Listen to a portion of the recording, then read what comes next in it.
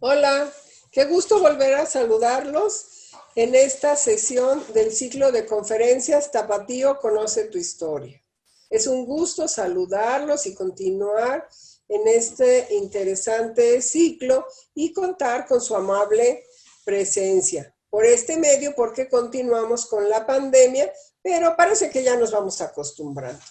Esta tarde para mí es un gusto presentar a ustedes a la doctora Cristina Alviso Carranza, quien es investigadora del Colegio de Jalisco y hoy nos hará el favor de sustentar la conferencia dedicada a uno de los temas que a todos nos interesa, que es justamente la evolución del transporte en Guadalajara. La doctora Alviso es, como decía ustedes, investigadora del Colegio de Jalisco. Su formación es de licenciada en Historia por la Universidad de Guadalajara, maestra en estudios sobre la región por el Colegio de Jalisco y doctora en Ciencias Sociales por el Centro de Investigaciones y Estudios Superiores en Antropología Social de Occidente, mejor conocido como CIESAS. También es miembro del Sistema Nacional de Investigadores Nivel 1. Es autora de las interesantes publicaciones sobre rieles y ruedas, historia del transporte público en Guadalajara, que apareció este año, coautora de Evolución de la historiografía jalisciense 1857-2010, también de Géneros, Permanencias y Transformaciones, Feminidades y Masculinidades en el Occidente de México, así como autora de varios artículos en revistas especializadas. Actualmente es profesora investigadora del colegio, como mencioné hace un momento, y es editora de la revista científica Intersticios Sociales. Y nos va a brindar esta tarde la interesante conferencia Evolución del Transporte en Guadalajara.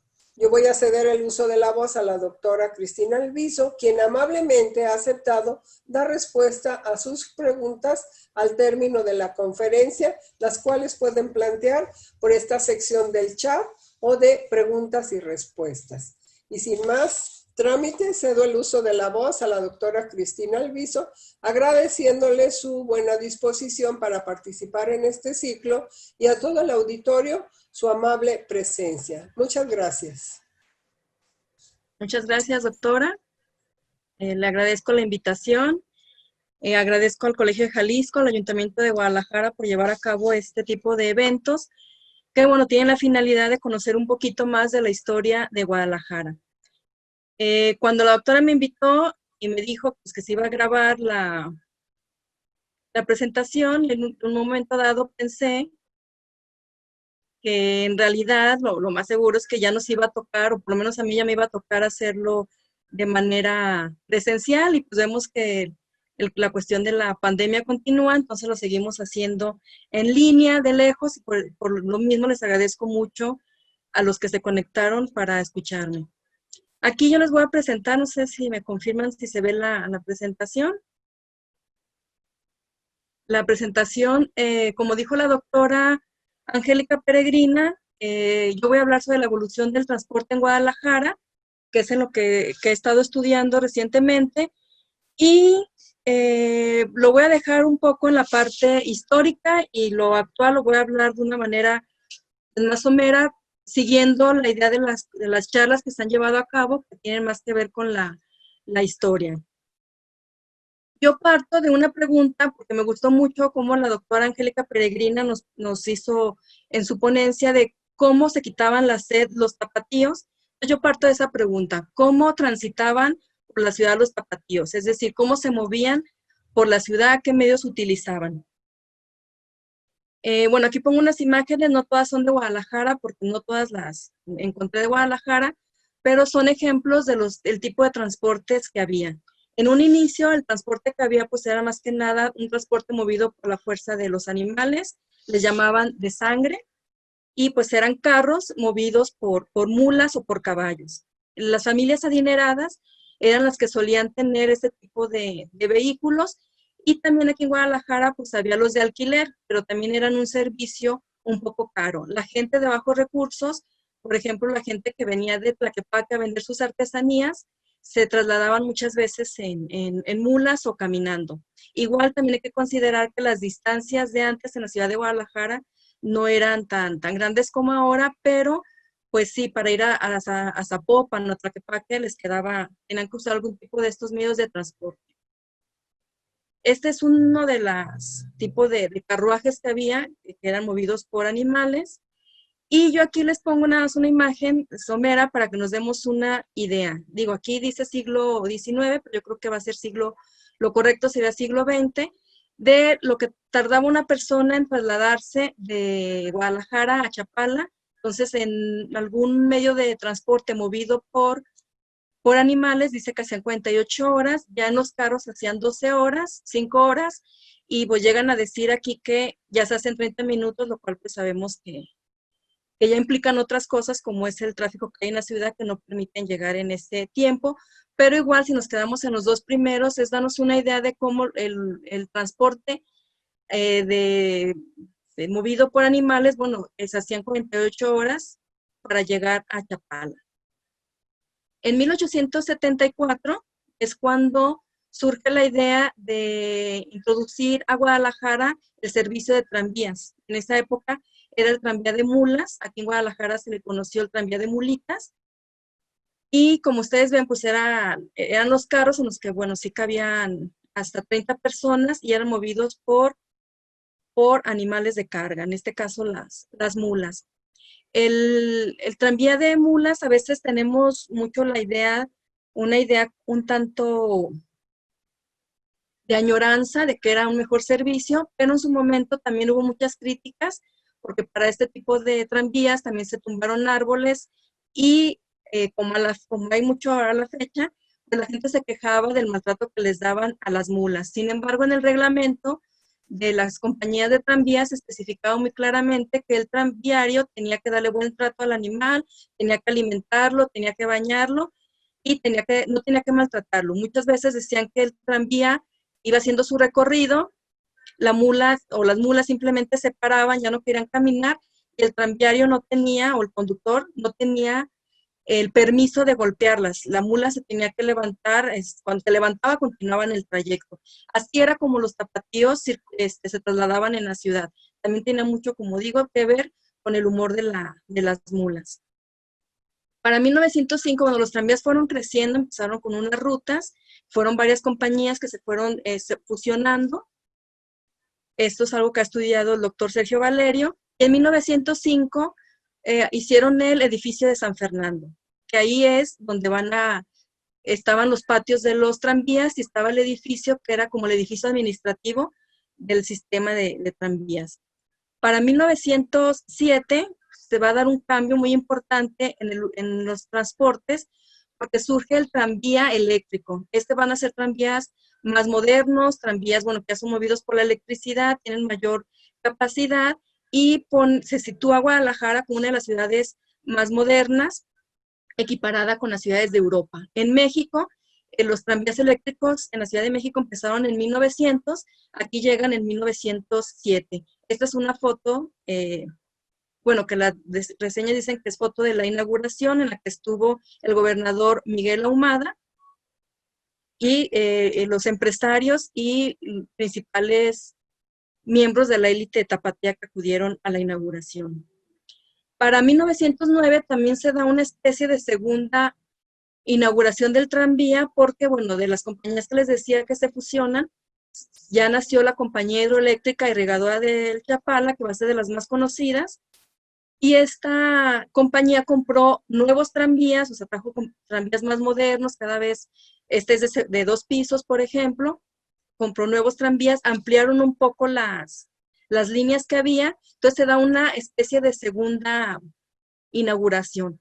La compañía hidroeléctrica se presenta como una compañía moderna, una compañía que se maneja por capitales y dentro del sistema de tranvías dotó a todos los tranviarios de una preparación para que pudieran manejar el tranvía, les dotó de un uniforme, o sea, todo con la idea de que fuera un servicio de clase, un buen servicio, y en 1909 incluso dio entrada a mujeres a trabajar en los tranvías, las cuales duraron solo 3 meses porque la gente no aceptó ver a estas mujeres en los tranvías. Ellas no los conducían, es decir, no eran los motoristas, sino eran las que cobraban y las que vigilaban a la gente que subía y anunciaba cuando ya habían subido todos para que el motorista echara a andar el tranvía, pero no fueron aceptadas y solo duraron 3 meses. Pero también esto nos habla de la idea moderna que traía la compañía hidroeléctrica del servicio, ¿no? Eran uniformados en la compañía, puso una barbería para que los tranvieros se cortaran el pelo, se asearan y el servicio fuera lo más limpio posible, porque también en el de tranvías, las quejas y que mucha gente no lo usaba era que porque el tranviario iba sucio, que cuando les daba, le pagaban traer las manos sucias y demás. Y este tipo de servicios se dio de primera y segunda clase, con lo que se incluyó a la sociedad tapatía. En aquella época era común que la gente de la alta sociedad viajara en tranvía. No sé si ustedes han escuchado que el propio Porfirio Díaz tenía un vagón de tranvía en el que él se trasladaba por la ciudad, y él dicen que no le gustaban mucho los carros, pero bueno, y en el tranvía aparte de todo podía viajar con toda su comitiva. Entonces, había los tranvías de primera y segunda clase. Los de primera pues se suponía que más cómodos, los de segunda tenían otro tipo de asientos y demás y costaban distintos, pero era un servicio en el que todas las clases lo utilizaban, todas las clases sociales. El servicio de tranvías también fue muy importante porque tuvo el servicio fúnebre o el servicio mortuorio, que era justamente para trasladar los cuerpos de las personas que morían al panteón. También en este hubo 2 tipos de servicio: el servicio de primera clase, en el que dicen que se ataviaba de alguna manera el tranvía, se le ponían cortinas negras, se le ponían moños, los tranviarios se tenían que vestir de negro, subían el ataúd al tren. En el segundo vagón se subía la familia, y ese era el de la clase alta. En el caso de las clases bajas, el ayuntamiento les pidió que hubiera precios módicos para las clases menesterosas, así lo señala el reglamento, y para ellos, bueno, se decía que los tranvieros no iban a subir el féretro, ellos no lo iban a cargar, no se le ponía cortinas.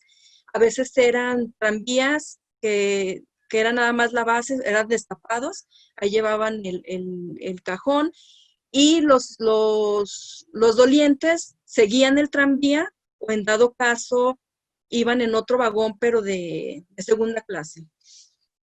Y haciendo un poco relación a lo que estamos viviendo ahora, después de la revolución, también cuando se dio la gripe la gripe española, se decide, el ayuntamiento obliga a la compañía de tranvías a dar este servicio a las clases menesterosas para llevar a sus difuntos al panteón, porque fueron más los casos que hubo y tenían que estar trabajando en llevar a los muertos, que era algo que a los tranvieros no les gustaba mucho, pero era parte de su trabajo. Y también durante esa época se estipuló que los tranvías tenían que viajar, se supone que el tranvía eléctrico alcanzaba velocidad de 30 kilómetros por hora, y durante la gripe española tuvieron que bajar la velocidad a 10 kilómetros por hora, porque se decía que al levantar el polvo, más se propagaba la pandemia.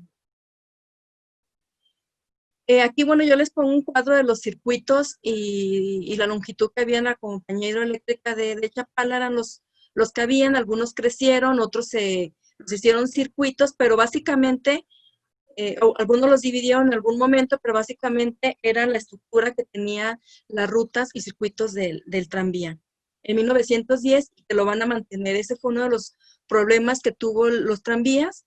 Después de la revolución ya hubo una crisis económica, las compañías ya no fueron respetadas igual que durante el porfiriato, entonces ya no invirtieron y ya no hubo un crecimiento de las rutas, lo que va a permitir que a la larga los camiones vayan aumentando en la ciudad, porque el tranvía pues llegó hasta cierto punto y hasta ahí ya no creció. Algo que es muy interesante es ver los sueldos de los trabajadores del tranvía, porque ellos no tenían un sueldo cualquiera. Como se los señalé, eran preparados, vinieron tranvías de la Ciudad de México, tranviarios se dice que también de Estados Unidos, a prepararlos, a los tranvíeros, entonces ellos tenían un sueldo muy alto en comparación de los trabajadores de una fábrica o de los campesinos.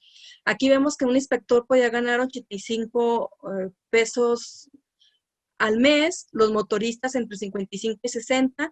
Es importante señalar que los motoristas eran los que tenían la labor más fuerte en el tranvía, eran los que lo manejaban, lo conducían, y se decía que ese era un trabajo pesado, ya que las palancas eran muy duras y era un trabajo que se tenía que hacer de pie, no había manera de hacerlo sentado. Los troleros y cambiadores eran los que iban cuidando el trole, ellos son los que ganaban menos, eran los que si se atoraba o se zafaba el trole lo tenían que volver a acomodar. Los conductores eran los que cobraban el pasaje, y eran los que, ya que veían que toda la gente se subía, anunciaban al motorista que ya podía echar a andar el tranvía.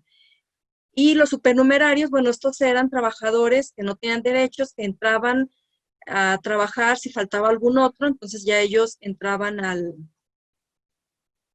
entraban a suplir de alguna manera, y por eso ganaban menos. Si ustedes se fijan, esta información yo la saqué de un periódico constitucionalista ya durante la Revolución. Ahí se señala que las jornadas eran de 16 horas, 10 a 15 horas, lo cual pues nos habla de que eran unas jornadas muy largas. En la documentación que hay, porque también durante la Revolución a veces hubo mucho de alguna manera, exageraciones de cómo tenían a la clase trabajadora. Sin embargo, en la documentación que yo he localizado, sí se menciona que había jornadas muy largas, que los tranvieros empezaban a trabajar a veces a las 5 de la mañana y ellos terminaban la jornada del último tranvía, que era a las 11 de la noche. Los demás puestos, porque los tranviarios se manejaban con los mecánicos, es decir, había un departamento de tranviarios y había un departamento de los mecánicos. Entonces había maestro mecánico, que eran los que le daban mantenimiento a los tranvías. Estaban los mecánicos de primera, mecánico de segunda, forjadores y ayudantes, pero si se fijan también tenían un sueldo alto, 75 pesos mensuales, el más alto, hasta el más bajo 30, cuando un trabajador de un campesino se señalaba que en esa época ganaba a veces 50 centavos diarios, y un trabajador de las empresas ganaban tal vez un peso diario, ¿no? Aquí vemos que había unos que sí ganaban un peso diario, pero en lo general había quienes ganaban hasta lo doble. Esta es el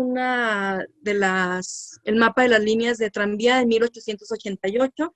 Son líneas de los tranvías de mulitas, de cómo fueron creciendo hasta Zapopan, Tlaquepaque, y más o menos es el mapa de cómo fueron los tranvías hasta que terminaron. Como les decía al principio, no aumentaron mucho las líneas. Otra forma que tuvieron los tapatíos de moverse fue justamente con los vehículos ya motorizados, los vehículos ya de motor, de combustión interna, que ya eran vehículos de gasolina. Llegaron, se dice que el primer carro de este tipo llegó a Guadalajara en 1904 y era propiedad de Julio Colliñón, que era un personaje de la élite. Dicen que su vehículo era un Norden. No encontré una imagen de ese tipo de vehículos. Y lo que señalan las reseñas es que, cito, de cómo era su carro. Era un carro con 4 asientos descubiertos al estilo Guayín, y su propietario lo tripulaba ataviado con amplia bata y usando grandes anteojos verdes. Era la novedad ver ese tipo de vehículos en la ciudad, y todavía, bueno, este personaje, como lo señalan, llamaba más la atención, ¿no? Que la bata le volaba, iba con sus lentes verdes. Los automóviles empezaron a llegar a la ciudad de Guadalajara entre 1900 y 1915, empezaron a llegar más automóviles. Se dice que hubo una baja durante la Revolución y también por el inicio de la Segunda Guerra Mundial. Sin embargo, a pesar de ello, había ya muchos carros que los tenían la élite tapatía. Así, cuando llegaron los revolucionarios el 8 de julio de 1914 y tomaron Guadalajara, se sabe que decomisaron todos los vehículos para quedárselos ellos.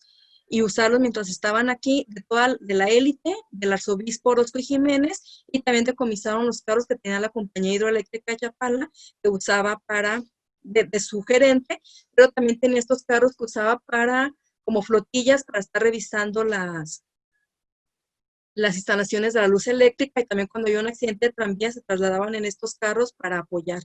Entonces llegaron y decomisaron todos estos carros, y Obregón se quedó justamente con el carro del obispo, fue el que él pidió, quedarse con el carro del obispo Orozco Jiménez, se lo quedó, y la novedad ahí también fue que decían que los revolucionarios andaban toda la noche por las calles de Guadalajara, paseándose en estos carros, tomando y con mujeres, lo que causaba una gran conmoción.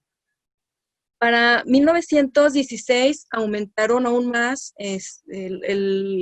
los carros en la ciudad de Guadalajara, y bueno, se dice que una de las principales razones fue justamente la disminución de los precios de los vehículos Ford modelo T.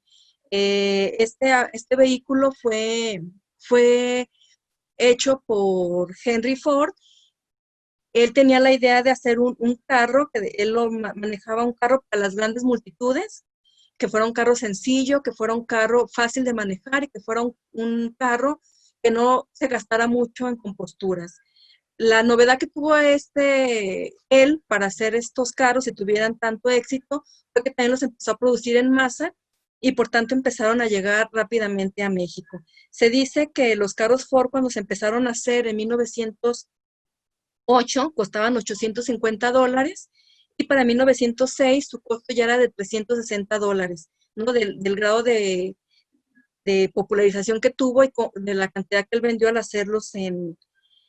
tener una producción masiva. Entonces, estos fueron los primeros automóviles que llegaron a Guadalajara, y ya cada vez más familias tenían un vehículo de este tipo. La forma en que no hay registros exactos de cuántas familias tenían estos vehículos, pero yo por medio de la prensa he localizado que eran muchas familias, las familias más importantes de Guadalajara, las que lo tenían, y me doy cuenta porque, por ejemplo, cuando había bodas, decían que la novia salió de tal templo y la seguía toda la comitiva de invitados, los Corcuera, bueno, se mencionan todos los nombres, y la seguían porque la fiesta ya iba a ser en Chapala. Entonces salían en comitiva todas las personas acaudaladas de Guadalajara con sus carros. Pero también la masificación de este tipo de vehículos llevó a que ya no fueran exclusivos de las clases acomodadas, y comenzaron a utilizarse como vehículos de carga y de transporte público. Como se lo señalé en un momento, la hidroeléctrica ya tenía ese tipo de carros, no solo para el gerente, sino para los que estaban verificando los cables de luz, los postes.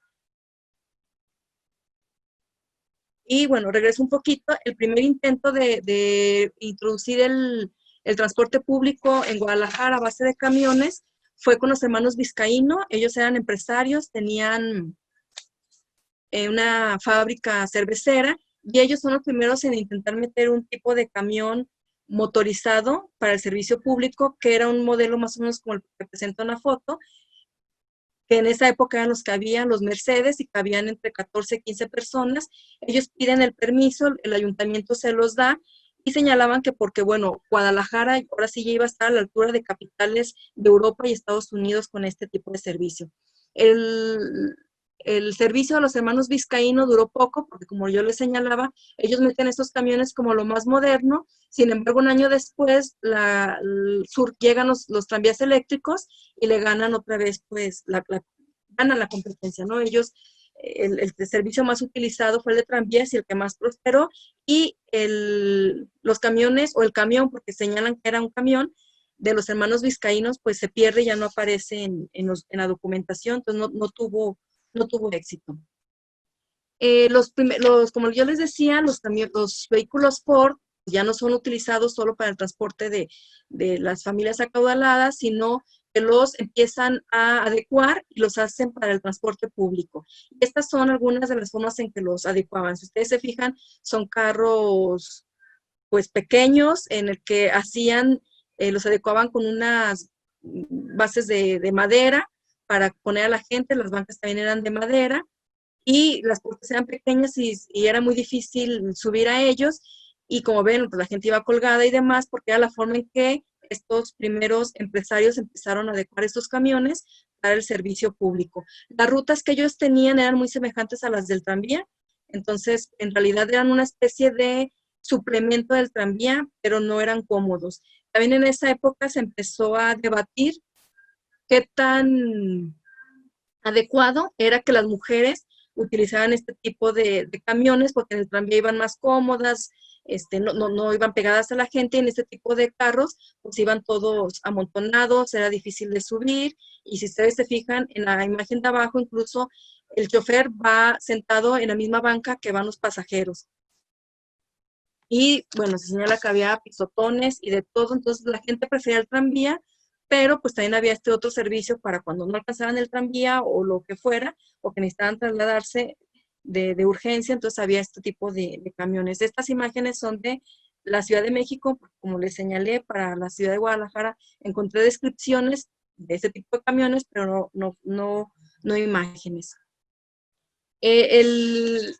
Va a haber un parteaguas en la forma en que se da el servicio, y este va a ser en 1925, cuando llega una empresa con la intención de modernizar el servicio de transportes, y esta empresa fue la Compañía Occidental de Transportes, y le solicita al Ayuntamiento de Guadalajara permiso para introducir a Guadalajara 40 camiones marca Broadway para el servicio de transporte público. Él lo que señalaba es que sus camiones eran de un acabado perfecto, con suficiente dotación de alumbrado y timbres eléctricos, con amplitud bastante para que dentro caminen los pasajeros con facilidad. No esto en comparación a los otros en que la gente iba apretujada, un poco tal vez pensemos las combis, pero yo creo que incluso de más difícil acceso, como se fijaron en la anterior fotografía. La idea de esta empresa era desplazar a todos los carros Ford, todos los camioncitos adaptados, y ellos introducir estos que como fueron conocidos como flamantes camiones, en el que incluso el chofer ya iba separado de los pasajeros. El ayuntamiento les concedió el permiso porque reunían todos los requisitos, ellos decían todos los requisitos modernos, entonces les concedió el permiso para que introducieran el servicio de camiones a la Compañía Occidental. Estos empezaron con las mismas, con rutas también muy semejantes a las del tranvía, y su servicio empezaba a las 7 de la mañana y ya lo terminaban a las 11, y contrataron a choferes a los choferes que ya pertenecían al sindicato de choferes jaliscienses. Entre sus ventajas que esos camiones tenían es que también tenían una velocidad un poco más alta que los otros camiones. Entonces la gente decía, bueno, si quieres llegar rápido, viajas en camión, si quieres ir cómodo, viajas en tranvía.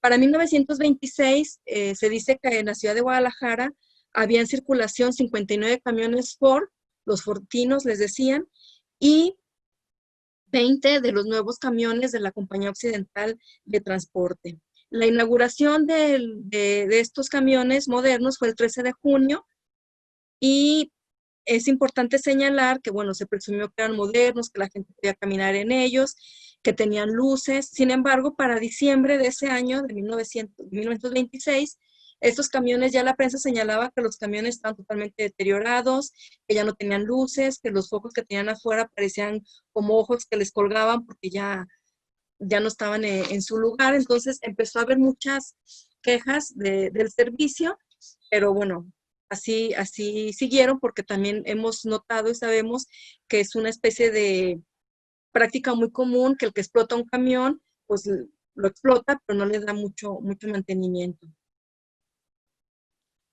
Aquí yo les pongo una imagen de estos camiones que se empezaron a vender en la ciudad de Guadalajara, y se anunciaban como para el transporte en general, ya sea de personas, de cosas, pero los anuncios también ya empezaban a señalar que era un negocio muy redituable el comprar estos camiones para el transporte público. El ayuntamiento de Guadalajara en realidad no ponía muchas trabas, era que que esos camiones tenían que tener un derrotero fijo, no lo podían cambiar, que tenían que tener un letrero para que se señalara hacia dónde iba el camión, tener luz interna para evitar inmoralidades, señalaban, y eran lo que ellos solicitaban. Si el camión dejaba de dar el servicio, 1 o 2 días lo retiraban.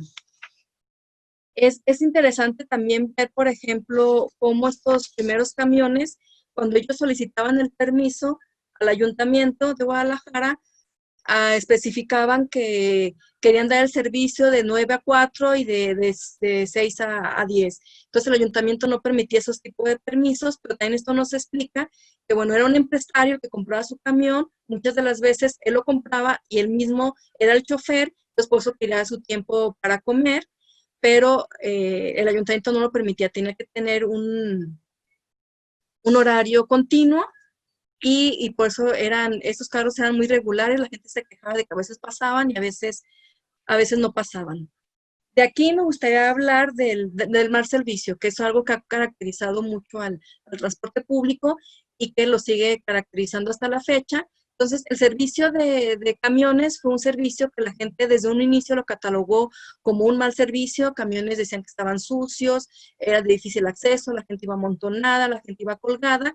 Y el Ayuntamiento de Guadalajara, lejos de tratar de solucionar el problema, lo que hizo fue decir que les iban a poner banderitas para distinguir a los buenos y a los malos, lo que causó la burla, sobre todo de la prensa, ¿no? Que decían, bueno, si pasa un camión de banderita roja y tengo prisa, pues Dios me ampare, yo me subo y a ver si llego. Y si no tengo prisa, bueno, me puedo esperar que pase uno de banderita verde, que son los seguros. Entonces, no eran las medidas que ellos consideraban, bueno, que se necesitaban en ese momento. También hubo varias caricaturas por ejemplo, el periódico, aquí les pongo una del periódico El Sol, en el que se ve que un carro pasa por una persona, supuestamente le corta las piernas, el chofer le dice, cuidado amigo, y él le dice que va a regresar, y esto nos habla de la gran cantidad de accidentes que empezaron a darse, tanto de los carros particulares como de los que hacían el servicio de transporte público. Esta es otra caricatura, porque, bueno, como les digo, en la prensa estuvo plagada de accidentes, tanto de camiones con tranvías, de carro contra carro, de carro con camiones, ¿no? Aquí yo les muestro para darnos una idea, yo les muestro una gráfica de lo que eran los accidentes de 1917 a 1930. Junto con Daniel Flores, que es mi asistente, hemos estado haciendo este trabajo de ir localizando todos los accidentes que había. Aquí yo les estoy mostrando nada más los del Informador. Hay otros que he localizado en otros periódicos como El Sol, La Tarde y otros periódicos, que por las fechas sé que no son los mismos que anunciaba el Informador, pero nada más del Informador hubo de 1917, que en octubre que empezó el Informador, a 1930 hubo 453 accidentes. Estos empezaban a ser una cosa común y la prensa se quejaba sobre todo de los choferes. Aquí pongo otra gráfica señalando, bueno, los atropellados por vehículo. Y aquí vemos, por ejemplo, que el vehículo particular en este periodo atropelló a 220 personas.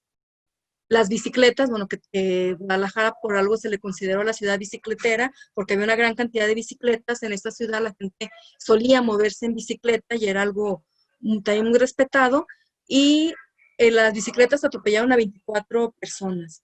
Los camiones, que, bueno, como les digo, en realidad los camiones, por el tiempo en que iniciaron, podemos decir que empezaron a atropellar personas a partir de 1920, tuvieron 88, hubo 88 casos.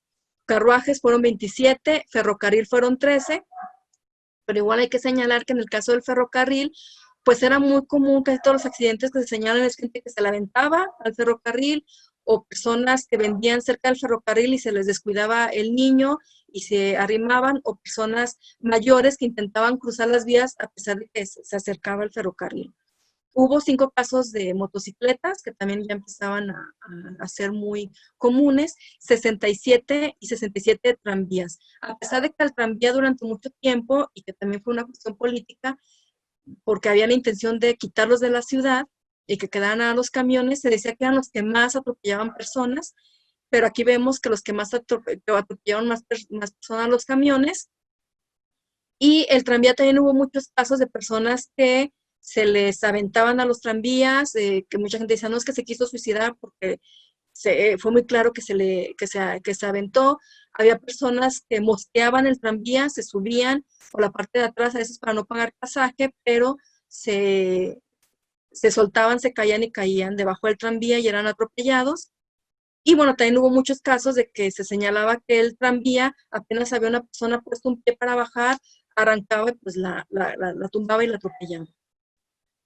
Aquí vemos los atropellados por rango de edad y hubo, bueno, 121 niños atropellados, 49 jóvenes que eran entre los 14 y 20 años, a los adultos los catalogamos ya personas de los 20 a los 60, y los ancianos, bueno, de 65 en adelante, pero los casos de ancianos que encontramos, muchos eran ya personas de más de 70 años, personas que el reglamento establecía que un camión y un carro y el tranvía tenía que anunciarse en la esquina y usar el claxon, y ellos decían, lo usábamos, pero la persona no lo escuchaba.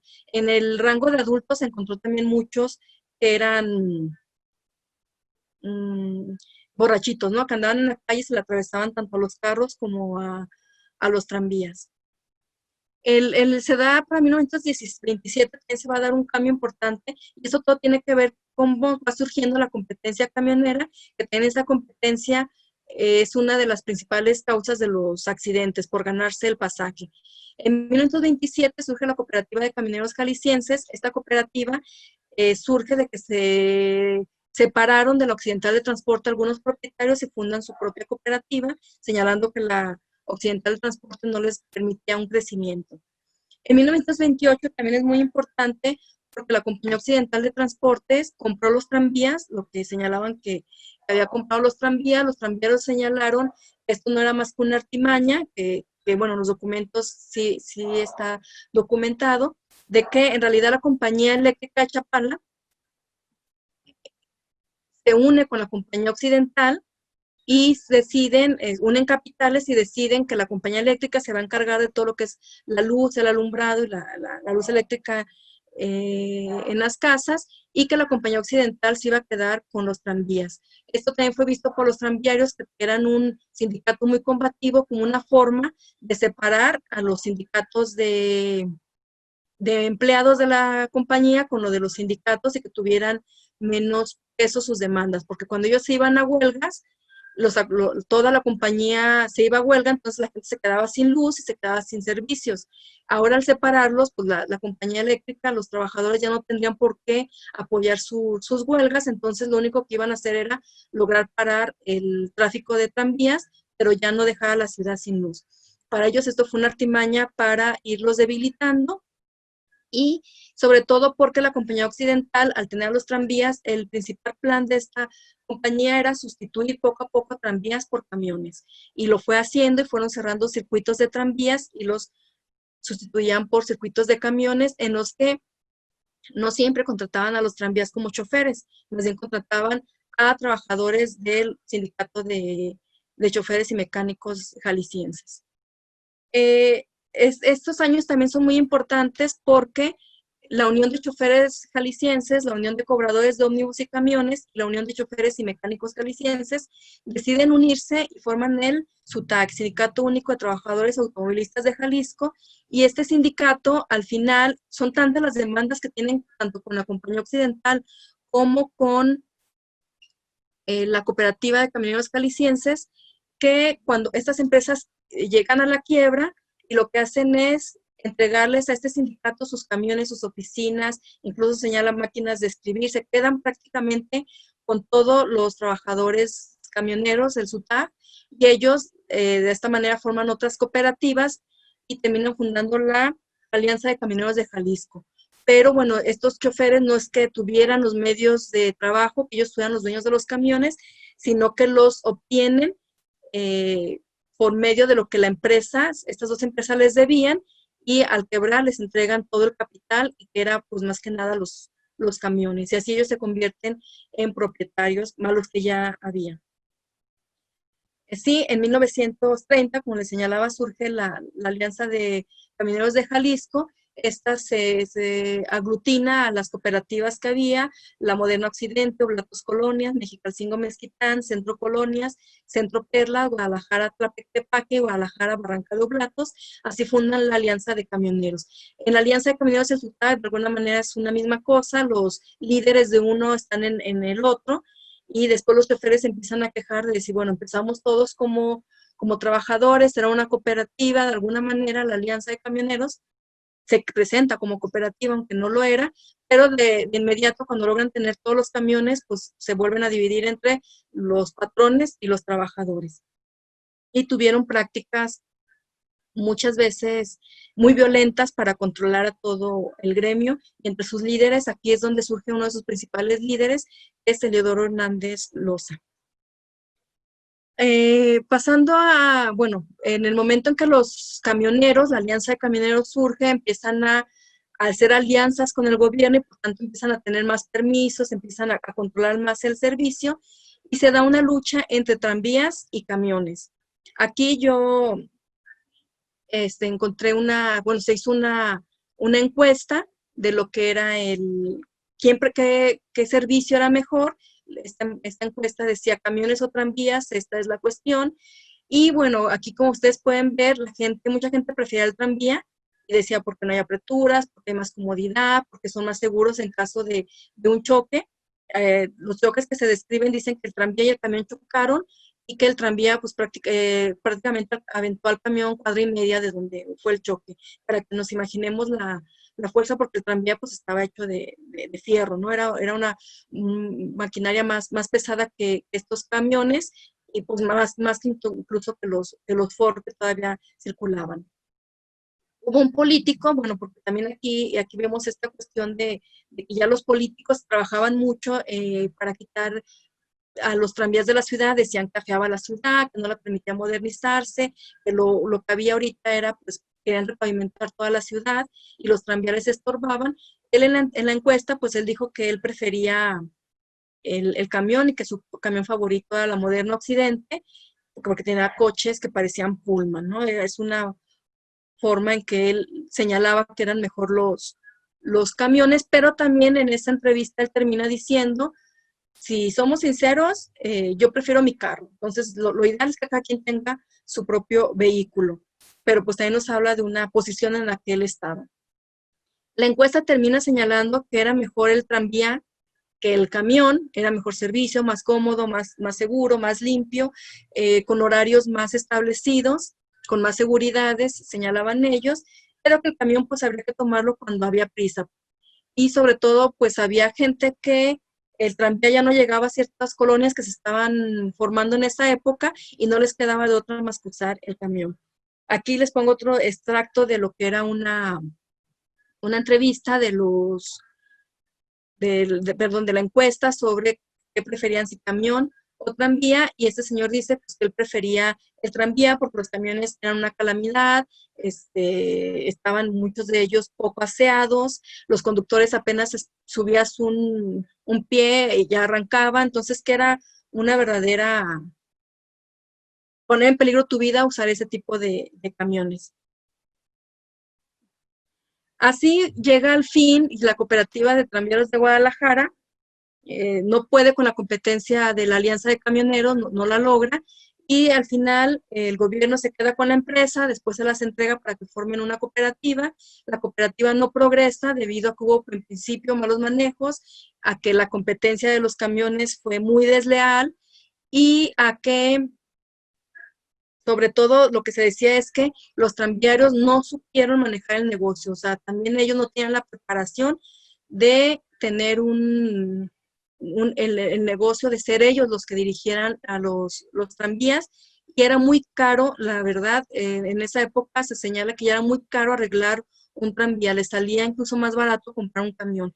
Así al final se forman en cooperativa, luego la cooperativa fracasa, y muchos deciden que no se van a hacer camioneros, la cooperativa se divide en dos, les entrega a unos su parte de lo que, como su indemnización, y los que se quedan se convierten en camioneros y tienen la ruta que iba a Zapopan, y se empiezan a ser conocidos como los extranviarios. Entonces, en 1944 los tranvías dejan de funcionar en Guadalajara y por tanto, aquí es una foto de cuando tumban el edificio de San Fernando, y la Alianza de Camioneros se queda como la única que da el servicio y por tanto es la que lo va a controlar y pues va a ser su negocio. Entonces, al no tener competencia, si antes era un mal servicio, al perder competencia, el servicio fue decayendo todavía más. Aquí les muestro un plano de Guadalajara de 1943, en el que ustedes pueden apreciar que la ciudad ya había crecido, y si lo comparamos con el primer mapa de las rutas de tranvías,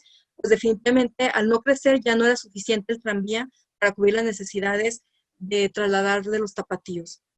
El acaparamiento del servicio, como les digo, la Alianza de Camioneros lo acaparó y por tanto ya es la única empresa que lo tenía. Los extranviarios que nunca se unieron a la Alianza de Camioneros no logran ser una verdadera competencia. Entonces ellos trabajaban, pero también la Alianza también tiene rutas hacia allá y les quitaba el pasaje y fue una lucha constante. Aquí les muestro un mapa de cómo fue creciendo el servicio de transporte. Si ustedes se fijan, hay unas partes como la línea Guadalajara y Tlaquepaque, que dice que se ve como muy amplia, y esta tenía que ver con el hecho de que estos camiones incluso empezaron a irse por zonas poco pobladas, y en esas zonas poco pobladas también hubo muchos accidentes, porque ellos tenían que andar a 20 kilómetros por hora en la ciudad, pero al salir se les permitía andar hasta a 30, 40 kilómetros por hora, y también hubo muchos atropellamientos en esta zona, pero son rutas de pequeños poblamientos que iban surgiendo en la ciudad, el tranvía ya no cubría. Las principales quejas de los usuarios que se fueron dando de los 40, 50 y hasta los años 60 fueron por las altas tarifas, el mal servicio, que era un servicio también insuficiente, choferes maleducados, y en eso se trabajó mucho. Había cursos para los choferes, pero bueno, siempre siguió teniendo ese mismo perfil. Las unidades estaban destartaladas, sucias, incómodas y sin estribos, lo que hacía que fuera un servicio muy inseguro. Aquí vemos uno de estos camiones que se supone que este camión ya es de la década de los 40, pero si se fijan ustedes, tienen muchas características de los camiones de los años 20, para que veamos cómo las unidades no se compraban nuevas unidades, seguía trabajando con las unidades ya viejas que la gente se quejaba, y la saturación, pues ustedes la ven, la gente iba colgada. Esta imagen es de un camión del Oblatos Colonias. En los años 70, ya casi para terminar, bueno, se da la crisis del transporte. Todo esto que yo les vengo contando, pues lo venían acarreando desde todos estos años. Hizo crisis en los años 60, se reestructuran la misma Alianza de Camioneros, sin embargo, esto no es suficiente. Actores secundarios del transporte, como los usuarios y la prensa, empiezan cada vez a exigir un mejor transporte y a exigir, por lo tanto, el Estado de Jalisco, las autoridades de Jalisco ya empiezan a meter mano en el transporte, es decir, ya no se lo dejan solo a estos empresarios privados, sino que ellos ya empiezan a buscar estrategias para mejorar el transporte. Eso fue, bueno, el Metrotran fue uno de los primeros estrategias en la década de los 70, que culminó con los trolebuses en 1976, y después en el tren ligero. En 1984, otro intento de controlar a la Alianza, que ya se le conocía como el pulpo camionero, fue el proyecto de Jorge Matute Remus del sistema ortogonal, que también fue boicoteado, y ahí se ve cómo la Alianza tenía todo el poder sobre el transporte, pero bueno, ya surgían estos proyectos de Estado, como les digo, como los trolebuses. Este es un plano de los trolebuses de Guadalajara, del 76 al 77, que fue la primera intervención estatal. Posteriormente se hicieron muchos proyectos sobre el tren ligero, que todavía continúan. Cosío Vidaurri tenía planeadas 4 líneas, las cuales nada más sabemos que se llevaron a cabo 2, y la 3 sigue en procesos, todavía no logra terminarse. Entonces, el primero fue la línea 1, la línea 2 fue en 1994, y luego se hizo Macrobús en 2009 y la línea 3. Estos son intentos de controlar, de mejorar el servicio del transporte, pero a pesar, pues vemos así en un recorrido muy, muy rápido, en un siglo de historia del transporte público, vemos que se siguen manteniendo las mismas deficiencias y los mismos desperfectos en el transporte público. Bueno, eso es todo. Muchísimas gracias por su atención y si hay dudas o preguntas, pues estoy a sus órdenes. Muchas gracias, Cristina. Un excelente recorrido a lo largo de nuestra Guadalajara, sobre todo el siglo XX, con esta evolución del transporte. Tenemos felicitaciones de Beatriz Núñez, que una presentación muy bien ilustrada. Y yo quisiera preguntarte, en lo que llegan las preguntas del público, tengo entendido que esta necesidad del transporte en Guadalajara se asocia a que las fábricas que empezaron a instalarse desde mediados y sobre todo en la segunda mitad del siglo XIX, pues ya no era el trabajador que hacía su oficio en casa, sino que ya más bien salía a las fábricas y esto implicó que tenía necesidad de transporte. ¿Esto es así? Sí, sí, de hecho, aquí el modelo de porfirista, que fue donde empezaron estos nuevos modelos económicos, pues sí, hablaban de que ya había otro tipo de industrias, ya no era el artesano que se quedaba a trabajar en su casa, entonces tenían que trasladarse, que tiene que ver con el modelo económico que empezaba a prosperar en esos años, y la gente pues tenía que salir de su casa para trabajar, ya no era todos estos tipos de trabajos, talleres familiares, ¿no? Se da ese cambio y por tanto tienen que trasladarse a las fábricas.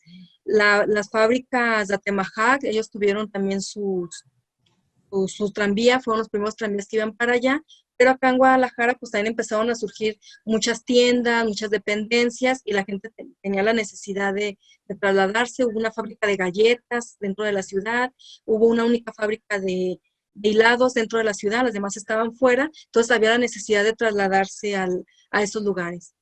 Entonces con esa función nace más el crecimiento poblacional. Muy bien. Hay felicitaciones de Tomás Carlos, de Dolores Álvarez Contreras y Víctor González. Y Eder, no veo aquí sus apellidos, Eder dice que es un oyente de Monterrey que actualmente está haciendo su tesis sobre transporte público en Monterrey y quiere saber cómo podría establecer contacto contigo para tener acceso a tus investigaciones. No sé si puedas proporcionar tu correo electrónico, sí, en lo que yo voy buscando. Mi correo electrónico es cristina.alviso@coljal.edu.mx. Igual, a ver, creo que aquí lo puedo escribir. Muy bien. También hay felicitaciones de la doctora Laura Alarcón Menchaca, de María del Carmen Robles Gil, que te felicita, que muy buena conferencia. Y también hay otro espectador Víctor González, que se refiere a las excelentes ilustraciones que has presentado en este trabajo. Muchas gracias.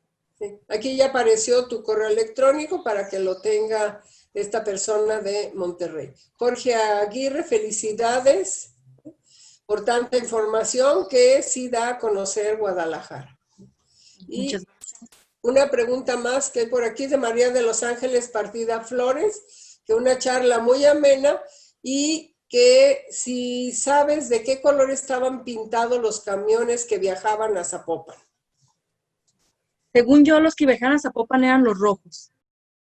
Los rojos, y que son con los que se quedaron los tranvías, los tranviarios, extranviarios. Bueno, en el mapa que tú presentaste de las líneas, ahí los colores determinan también las franjas que tenían los camiones, ¿sí? Los oblatos, colonias eran los grises, etcétera, y ahí se puede corroborar esta información, ¿no? Eso se los digo porque como yo ya soy viejita, yo los vi, yo me subí en esos camiones, ¿sí? Parece que tenemos por aquí alguna otra pregunta. No tenemos más preguntas, así que Cristina, pues te agradecemos muchísimo. Perdón, aquí hay otra de Tomás Carlos Alberto. ¿Consideras tú que el modelo de transporte, el tren ligero, que se lleva a cabo actualmente es idóneo para la ciudad? Sí, bueno, definitivamente el tren ligero, este tipo de camiones para más personas, colectivos, es lo ideal para todas las ciudades, aparte que no son tan contaminantes, y estos deberían de ser como el tronco principal y los camiones nada más ser las alimentadoras. Eso reduciría incluso los índices de contaminación y también los recorridos serían más rápidos. Entonces, definitivamente tipo de camión de transporte como el tren ligero es lo idóneo para ciudades como Guadalajara. Muy bien, pues son todas las preguntas y no nos queda más que reiterarte el agradecimiento, Cristina, por tu muy buena plática de esta tarde e invitar a todos cuantos nos han seguido en este siglo de conferencias Tapatío Conoce tu Historia. Para el próximo jueves la vamos a adelantar una semana, la última conferencia de este ciclo. Los esperamos el próximo jueves 23 de julio, cuando la doctora Beatriz Núñez nos ofrecerá la conferencia Desarrollo Urbano de Guadalajara en el siglo XX. Nuestro cariño para todos ustedes. Muchas gracias. Que pasen buenas noches. Muchísimas gracias, doctora. Hasta luego. Hasta luego.